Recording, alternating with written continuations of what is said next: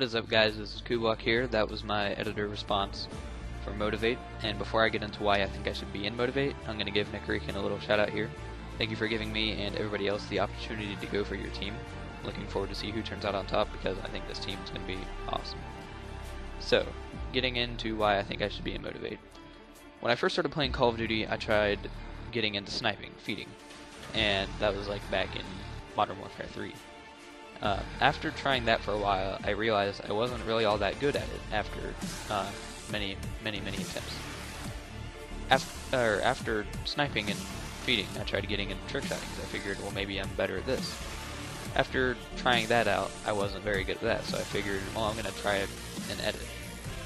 And in my opinion, it turns out that I'm best at editing over feeding and trick shotting, just playing in general. So that's what I've stuck with. And I want to try to improve myself with editing. That's why I want to get into the team, because I have motivation to get better with my editing, try new things, trial and error, just get better with editing. Another reason why I should be in Motivate is because I went through a pretty big change in my life when I was 11 years old. It was the spring of 2009. It was in March. Me and my mom were at a friend's house. We came home from my friend's house, and we didn't know where my dad was. So I just sat down and watched TV, and my mom went upstairs calling for my dad, yelling his name, didn't know where he was. And then I heard her scream, and I started to come upstairs. I didn't know what was going on, and she told me not to come upstairs, and she told me to call 911. At this point in time, I was freaking out. I didn't know what was going on, why she wanted me to call 911, but I did. So, a couple hours after that, like when the police showed up, a policeman drove me and my mom to my grandma's house. And that is when I figured out what happened. My mom told my grandma that Johnny committed suicide. And that's when I figured out that my dad killed himself.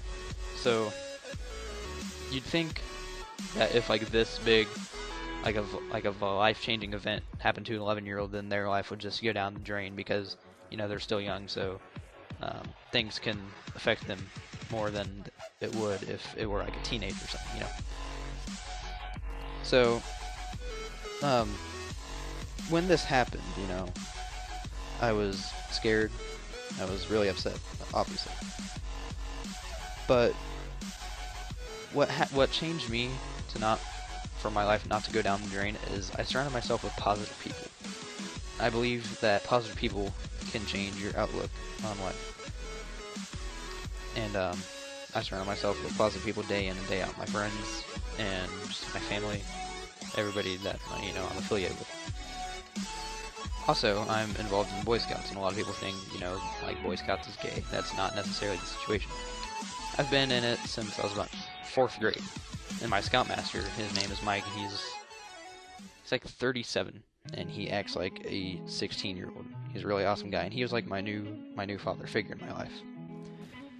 And throughout scouting, I got into a lot of like leadership roles and opportunity to that kind of stuff.